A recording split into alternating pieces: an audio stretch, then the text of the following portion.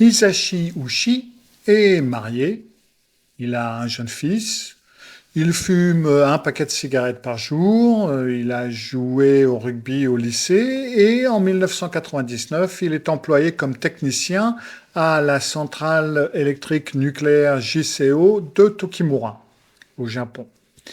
Lui et ses collègues sont chargés de créer du combustible pour un réacteur rapide qui est appelé Joyo. Depuis 1993, l'entreprise JCO, qui est propriétaire de cette centrale où travaille Ushi, a pris de nombreux raccourcis pour augmenter la productivité et la rentabilité, et ce donc au détriment de la sécurité. Ce sont des choses qui arrivent dans beaucoup d'entreprises, où on essaye de faire on coupe quelques coins, comme on dit en anglais, où on essaye de prendre quelques raccourcis. Et, bon, la sécurité, c'est trop exagéré, bien entendu, donc on ne s'en occupe pas trop. Mais quand on travaille dans une centrale nucléaire, ça peut avoir son importance. C'est ce que nous allons voir dans le récit de l'ombre de cette semaine. Si vous aimez, souvenez-vous de mettre un petit pouce bleu et souvenez-vous de vous abonner si ce n'est pas encore fait, de cliquer sur la petite cloche pour être averti lorsque je mets une nouvelle vidéo en ligne et démarrons ce récit de l'ombre.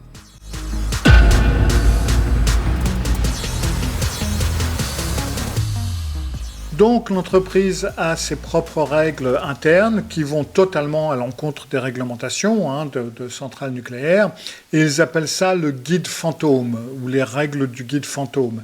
Et donc dans ce guide, il y a des étapes très spécifiques qui sont en fin de compte dangereuses et non réglementées pour créer ce fameux combustible plus rapidement, pour ce fameux réacteur rapide Joyo. Le 30 septembre 1999, Ushi est en train de créer ce combustible pour Joyo et il se penche au-dessus d'un grand réservoir de confinement en acier qui contient un entonnoir. Un de ses collègues se trouve au-dessus de l'entonnoir, du réservoir, et verse cette solution puissante au travers de l'entonnoir dans le réservoir. Le réservoir qu'ils utilisent est donc prescrit par le guide fantôme, n'est pas conçu pour contenir la quantité de matière radioactive qu'ils sont en train d'y mettre. Il n'est pas prévu non plus pour être sécurisé contre ce type d'incident. C'est-à-dire que si on le maltraite un petit peu, il n'y a pas de système de sécurité spécial parce que c'est pas conçu pour, en quelque sorte. Les techniciens n'ont pas pensé à sécuriser ce réservoir pour ce type d'action parce que c'est tout simplement quelque chose qu'il ne faut pas faire. Donc ils n'y ont pas pensé. Donc lorsque Ushi et son collègue créent ce mélange, il y a un événement très dangereux qui se produit qu'on appelle criticité. Et un des survivants qui était assis loin du réservoir, derrière un bureau, a décrit cet événement comme un coup donné extrêmement fort, suivi d'un flash bleu qui a empli toute la pièce. Cette lumière bleue, en fin de compte, c'est des niveaux extrêmement élevés de radiation. Et Ushi est la personne qui se penche au-dessus du réservoir, et donc toute cette lumière bleue le traverse totalement. Alors au moment où l'équipe de secours entre dans la pièce pour les aider, donc ils sont 3 dans cette pièce, Ushi est en train de vomir de façon totalement incontrôlable et il a des vertiges. Alors, il n'a pas de blessure physique. C'est pas une explosion, à vrai dire, c'est un coup qu'on a entendu, mais c'est pas vraiment une explosion. Donc il n'a pas de lacération, il n'a pas de blessure ou quoi que ce soit, mais il a en fin de compte été exposé à 17 sieverts de radiation. Masato Shinohara a reçu 10 sieverts de radiation et Yutaka Yokokawa a reçu 3 sieverts de radiation. Alors le sievert, c'est une unité qui est utilisée pour évaluer l'impact de radioactivité sur le corps humain. En comparaison, une dose de 50 millisieverts est la dose annuelle maximale admissible pour les travailleurs nucléaires japonais. Donc vous voyez que là on est bien au-delà avec 17 sieverts de la dose. Une dose de 8 sieverts est normalement mortelle. Et plus de 10 sieverts, c'est presque obligatoirement mortel, on n'en échappe pas. Et donc les 17 sieverts de Ushi, est l'une des plus grandes quantités de radiation à laquelle un être humain a jamais été exposé dans l'histoire documentée.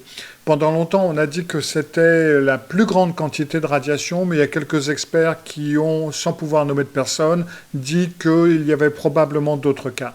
Mais en tout cas, c'est la plus grande quantité de radiation documentée à ce jour. Uchi est donc transporté par hélicoptère à l'hôpital et les médecins, les infirmières sont en fin de compte assez étonnés parce qu'il se porte bien durant les premiers jours, hein. Il n'a pas de brûlure, rien sur son corps, il a juste un peu de rougeur sur son bras droit qui était positionné directement au-dessus du réservoir lorsque cette fameuse criticité s'est produite, mais il est de bonne humeur, il plaisante avec le personnel sur le fait qu'il a hâte de rentrer chez lui et en fin de compte, tout a l'air d'être tout à fait normal. Et en réalité, Uchi est mort au moment où il a été exposé à cet événement de criticité et au moment où il a reçu les 17 sieverts de radiation. Il est dans ce qu'on appelle la phase du fantôme ambulant, où, en raison des niveaux élevés de radiation qu'il a reçus, tous ses chromosomes, mais tous, dans tout son corps, ont été totalement anéantis. C'est-à-dire que son corps n'a plus de plan pour reproduire les cellules. En gros, ce qui se passe, c'est qu'il semble vivant et en bonne santé parce que son corps a toutes les cellules, comme le nôtre en ce moment. On a toutes les cellules nécessaires avant l'accident, mais nos cellules, elles ne vivent pas pour toujours. Elles ont un taux et après elles meurent. Par exemple, les cellules de la cornée, la durée de vie est d'environ de 7 à 10 jours. La paroi intestinale, 2-3 jours. Les plaquettes sanguines, 8-10 jours. Les globules rouges, environ 120 jours, 4 mois donc. Les cellules de la peau, 2-3 semaines. Les cellules du foie, 300-500 jours. Et puis, les neurones cérébraux, par exemple, la plupart persistent toute la vie, etc. Donc, les cellules, à un moment donné, elles doivent se reproduire, la plupart d'entre elles, bien entendu. Et donc, les cellules qu'il a en ce moment, elles sont en vie puisqu'elles sont créées, mais comme les chromosomes sont morts, elles ne peuvent plus se reproduire. Ce qui signifie que son corps se transforme en cadavre, mais il est vivant pour le voir se produire, en gros. Alors, les médecins découvrent enfin ce fait par rapport à ça et ils informent Uchi de ce qu'ils ont trouvé. Et lui, au départ, il se dit que non, c'est pas possible, il n'y a pas ce genre de conséquences à être exposé aux radiations. Il pense qu'il est tiré d'affaire. Il a passé quelques jours, il va bien. Dans le pire des cas, il se dit qu'il va développer une leucémie plus tard dans la vie parce que c'est ce qu'on lui a dit par rapport aux radiations. Et puis, sa préoccupation en ce moment, c'est qu'il va être obligé de rester à l'hôpital un peu plus longtemps qu'il n'en a envie. Lui, il voudrait seulement rentrer chez lui. 3 semaines après l'accident, ses intestins commencent à avoir des hémorragies et sa peau tombe, tout entière. Elle tombe. Alors, les médecins tentent des greffes de peau pour essayer de garder les fluides corporels à l'intérieur de lui, mais aucune des greffes ne peut prendre puisqu'il n'y a plus de chromosomes et on ne peut pas entamer une nouvelle reproduction. Donc, il commence à l'envelopper dans de la gaze, comme s'il était une momie, pour essayer de garder les fluides, etc., à l'intérieur de lui.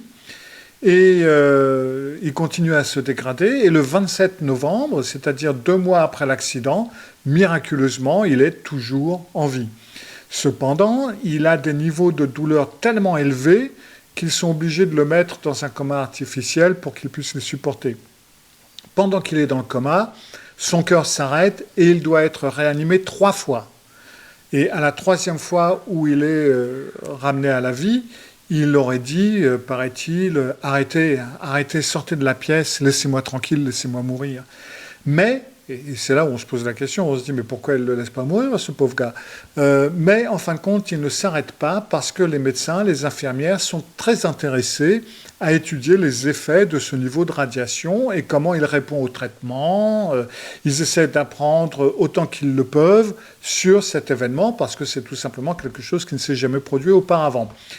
Et donc, il justifie un petit peu tout ça en disant que ça sauvera la vie d'autres personnes, ce qui est en fin de compte totalement débile, parce que c'est pas possible. Mais, non seulement ça sauvera la vie à personne, mais ça signifie que Ushi doit souffrir des niveaux de douleur inimaginables. Vers la fin, quand Ushi peut toujours parler, il répète aux médecins, il répète aux infirmières qu'il n'est pas un cobaye, qu'il faut le laisser mourir. Finalement, un ordre de ne pas le réanimer est mis en place et relativement rapidement, donc, Ushi décède après 83 jours d'une agonie totalement incroyable où il s'est vu décomposer en vie et où il était un mort-vivant. Alors, il y a plusieurs photos associées à cette histoire et certaines d'entre elles sont incroyablement graphiques et je n'ai pas voulu les partager sur cette chaîne parce que c'est vraiment trop difficile. Cependant, si vraiment vous voulez voir ce dont il s'agit, c'est pas très difficile de le trouver en ligne. Donc je vous montre une photo ici qui est, je trouve, relativement dérangeante parce qu'on peut voir Ushi après son arrivée à l'hôpital. Il est dans cette phase du fantôme ambulant. Tous ses chromosomes sont anéantis et à ce moment-là, il est mort sur cette photo. Il ne le sait tout simplement pas encore. L'histoire de Hisashi Ushi illustre en fin de compte les conséquences tragiques déjà des négligences en matière de sécurité. En règle générale, il y a tant d'accidents totalement stupides qui se produisent parce qu'on ne prend pas ces consignes de sécurité au sérieux. En plus que je trouve que ça pose question par rapport à l'éthique sur l'équilibre entre la recherche médicale et la dignité humaine. Il arrive un moment où on doit savoir s'arrêter, et surtout alors que Ushi implorait qu'on le laisse mourir en paix, et en fin de compte, il était déjà mort à ce moment. Voilà, c'était l'histoire pour aujourd'hui, une histoire bien triste, je trouve. Donc, faites bien attention à vous. Moi, je vous retrouve dans une semaine pour un nouveau Récit de l'ombre. Et surtout, en cas de flash bleu mystérieux au travail, ne vous arrêtez pas pour prendre des photos. Mieux vaut courir. À bientôt pour une nouvelle histoire. Au revoir.